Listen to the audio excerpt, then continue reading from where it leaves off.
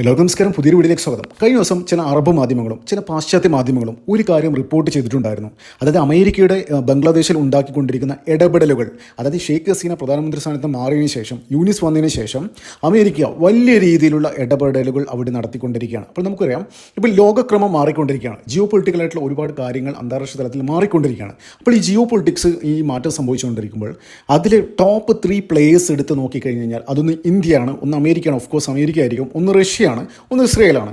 അപ്പോൾ ഇത്തരം കാര്യങ്ങൾ ലോകത്ത് സംഭവിച്ചുകൊണ്ടിരിക്കുമ്പോൾ അമേരിക്കയുടെ ഭീഷണിക്ക് ഇന്ത്യ ഒരു തരത്തിലും വഴങ്ങി കൊടുക്കുന്നില്ല. അവരുടെ ആവശ്യം എന്ന് വെച്ച് കഴിഞ്ഞാൽ ജനിതക മാറ്റം വരുത്തിയ പല അവരുടെ ഡയറി പ്രോഡക്ട്സുകൾ, കാർഷിക വിളകൾ, ഇതൊക്കെ ഇന്ത്യൻ മാർക്കറ്റിൽ വിറ്റഴിക്കണം.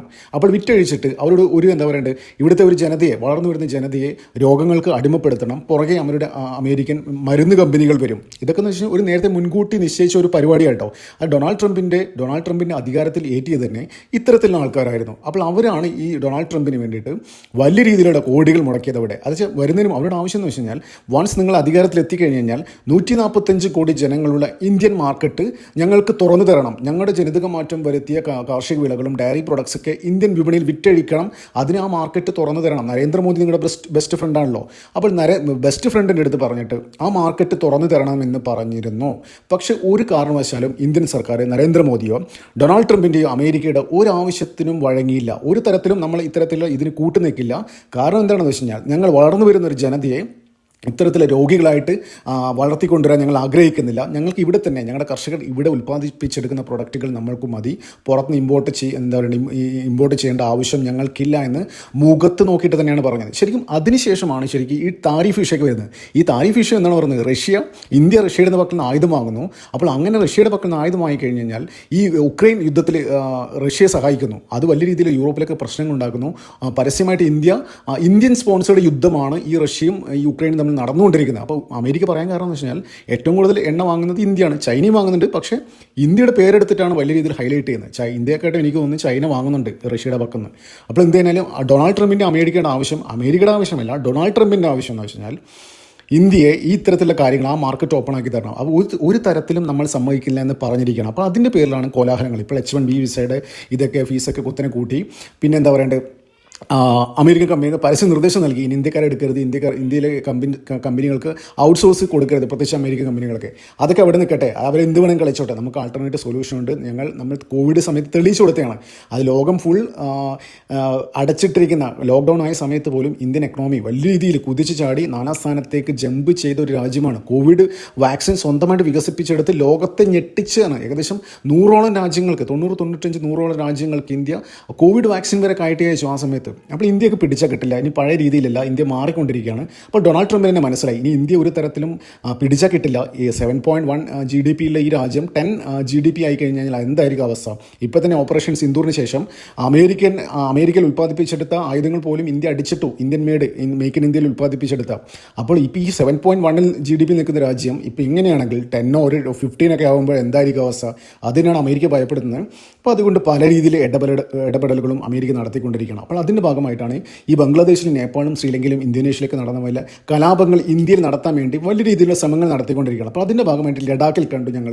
പിന്നെ അതിനുശേഷം അതിൻ്റെ ഭാഗമായിട്ട് തന്നെയാണ്, അതുമായിട്ടൊരു ബന്ധമില്ലെങ്കിലും പക്ഷേ അതിൻ്റെ ഒരു ഭാഗമായിട്ട്, ആ ഒരു സീക്വൻസിൻ്റെ ഭാഗമായിട്ടാണ് ഈ ഉത്തർപ്രദേശിലെ ബറേലിൽ ഐൽ ഓഫ് മുഹമ്മദ് എന്ന് പറയുന്ന പ്രൊട്ടസ്റ്റൊക്കെ വന്നിരിക്കുന്നത്. അപ്പോൾ ഇതിനൊന്നും എന്താ പറയേണ്ടത്, ഇങ്ങനെ ചുമ്മാ നടക്കുന്നില്ല. ഇതിനൊക്കെ ഒരു വെൽ പ്ലാൻഡ് ഓപ്പറേഷൻ തന്നെയാണ്. അതിന് പിന്നിൽ അമേരിക്ക തന്നെയാണ്. അപ്പോൾ അതുമായി ബന്ധപ്പെട്ട് ഇന്ത്യയിൽ വലിയ രീതിയിലുള്ള അരക്ഷിതാവസ്ഥ ഉണ്ടാക്കാൻ വേണ്ടിയിട്ട് തന്നെയാണ് ഒരു അന്താരാഷ്ട്ര മാധ്യമങ്ങൾ റിപ്പോർട്ട് ചെയ്ത പ്രകാരം ബംഗ്ലാദേശിൽ അമേരിക്ക ഇടപെട്ടു. അതായത് ഇന്ത്യൻ അതിർത്തിയായ ചിറ്റഗോങ്ങിൽ ഏകദേശം 120ഓളം അമേരിക്കൻ സൈനികർ പറന്നിറങ്ങി എന്നുള്ളൊരു വാർത്ത പുറത്തു വന്നിരുന്നു. അപ്പോൾ അമേരിക്ക നിഷേധിച്ചില്ല. അമേരിക്ക പറയുന്നത് വെച്ച് കഴിഞ്ഞാൽ അവർ സംയുക്ത ഒരു സൈനിക അഭ്യാസം നടത്താൻ വേണ്ടിയിട്ടാണ്. പക്ഷേ അങ്ങനെയല്ല. അപ്പോൾ അതിന് കുറച്ച് ദിവസം മുന്നേ വലിയ രീതിയിലുള്ള ഒരു വലിയ ഒരു കാർഗോ ഷിപ്പ് പാകിസ്ഥാനിൽ നിന്ന് വന്നിരുന്നു. ഇപ്പോൾ പുറത്തു വരുന്ന റിപ്പോർട്ട് പ്രകാരം അതിൽ വലിയ രീതിയിലുള്ള അമേരിക്കൻ മെയ്ഡ് ആയുധങ്ങളാണ്, ബാലിസ്റ്റിക് മിസൈൽസാണ്. അത് അവർക്ക് പരിശീലിപ്പിക്കാനും അതെങ്ങനെ ഉപയോഗിക്കണമെന്ന് പ്രാക്ടീസ് ചെയ്യിപ്പിക്കാനാണ് അമേരിക്കൻ സൈനികർ ഇവിടെ വന്നത് എന്നാണ് ഇപ്പോൾ അന്തിമമായി പുറത്തു വരുന്ന റിപ്പോർട്ട്. അപ്പോൾ ഇതിനുശേഷമാണ് വലിയൊരു വാർത്ത പുറത്തു വരുന്നത്. POKയിലേക്ക് ഏകദേശം ഇതേ 120 സൈനികർ ചിറ്റഗോങ്ങിൽ നിന്ന് നേരെ POKയിലേക്ക് വന്നിറങ്ങിയിട്ടുണ്ട്. അപ്പോൾ കഴിഞ്ഞ ദിവസം പറയാം, പാകിസ്ഥാനിലെ ആ POK സൈഡിലൊക്കെ ഈ എന്താ പറയേണ്ടത്, ടെഹ്രീക്ക് താലിബാൻ ആൾക്കാരെ തകർക്കാൻ വേണ്ടിയിട്ടാണ് അവിടുത്തെ ജനങ്ങൾക്ക് തന്നെ പാകിസ്ഥാൻ ആർമി വലിയ ബോംബിട്ടിട്ട് ഏകദേശം 40 പേര് കൊല്ലപ്പെട്ടിരുന്നു. അപ്പോൾ അവർ ആവശ്യം എന്ന് വെച്ച് കഴിഞ്ഞാൽ ആ സാധാരണക്കാരെ ജനങ്ങളെ അവിടെ നിന്ന് ഓടിച്ചിട്ട് ഇപ്പം അമേരിക്കൻ ആർമി അങ്ങോട്ട് വരുന്നു.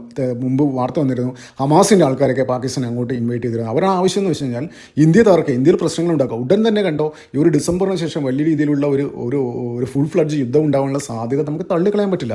അപ്പോൾ അത്തരത്തിലുള്ള എന്താ പറയേണ്ടത് അമേരിക്കയുടെ ആയുധങ്ങളൊക്കെ ഇപ്പം അടുത്ത കാലത്ത് റിപ്പോർട്ട് വന്നിരുന്നു. കുറേ F-35 ഒക്കെ ഏകദേശം സമ്മാനമായി നൽകുന്നു, പൈസക്കല്ല സമ്മാനമായിട്ട് അമേരിക്ക പാകിസ്ഥാന് നൽകുന്നുള്ള വാർത്ത പുറത്ത് വന്നിട്ടുണ്ടായിരുന്നു. അപ്പോൾ ഇതൊക്കെ കൂട്ടി വായിക്കുകയാണെങ്കിൽ അമേരിക്ക ബംഗ്ലാദേശിൻ്റെ സൈഡിൽ നിന്നും പാകിസ്ഥാനിലും കയറിയിട്ട് ഇന്ത്യയെ വരിഞ്ഞു മുറുക്കിയിട്ട് ഇവിടെ വലിയ രീതിയിൽ കലാപങ്ങൾ ഉണ്ടാക്കിയിട്ട് ഇന്ത്യയെ ആക്രമിച്ച് കീഴ്പ്പെടുത്താൻ തന്നെയാണ് ഡൊണാൾഡ് ട്രംപിൻ്റെ ഒക്കെ തീരുമാനം. അപ്പോൾ എന്തിനായാലും നമ്മൾ ഓപ്പറേഷൻ സിന്ദൂർ തന്നെ കാണിച്ചു കൊടുത്താണ്. F-35 ഒക്കെ ഉണ്ടല്ലോ, ഏത് രാജ്യത്ത് പോയി കഴിഞ്ഞാൽ ഈ അമേരിക്കക്ക് ഒരു പരിപാടിയുണ്ട്. അമേരിക്ക പല സ്ഥലത്തും യുദ്ധം ഉണ്ടാകുന്നു, ഉക്രൈനും മൂപ്പിച്ചിട്ടുള്ള യുദ്ധം തുടങ്ങി. എന്നിട്ട് അവരെന്താ ചെയ്യുന്നത് വെച്ച് കഴിഞ്ഞാൽ അമേരിക്കയിൽ നിർമ്മിച്ചെടുത്ത ആയുധങ്ങൾ ഫുള്ള് ലോകത്തിൽ കാണിച്ചു കൊടുക്കാൻ വേണ്ടിയിട്ട് ഉക്രൈന് കൊടുക്കും. അപ്പോൾ എന്നിട്ട് ആയുധ വിപണി തുറന്നിടും. അതായത് ഇത് കണ്ടില്ലേ, ഉക്രൈൻ ഞങ്ങളുടെ വിമാനങ്ങളൊക്കെ ഉപയോഗിക്കുന്ന അടിപൊളിയാണെന്നൊക്കെ കാണിച്ചിട്ട് ലോകത്തിന് മൊത്തം ഒരു എന്താ പറയുക ഒരു ഡെമോൺസ്ട്രേഷൻ മാതിരിയാണ് കാണിക്കുന്നത്. അപ്പോൾ അങ്ങനെ ഉണ്ടായാൽ എന്താ സംഭവിക്കുന്നത്? ലോകരാജ്യങ്ങൾ അമേരിക്കയുടെ ഉണ്ടാക്കിയെടുത്ത ആയുധങ്ങളുടെ ഇതറിയും. അപ്പോൾ ഇവർക്ക് എവിടെയെങ്കിലും പ്രയോഗിച്ച് ലോകരാജ്യങ്ങൾക്ക് കാണിച്ചു കൊടുക്കണ്ടേ, എന്നാൽ ഇവർക്ക് ആയുധം വെക്കാൻ പറ്റൂ.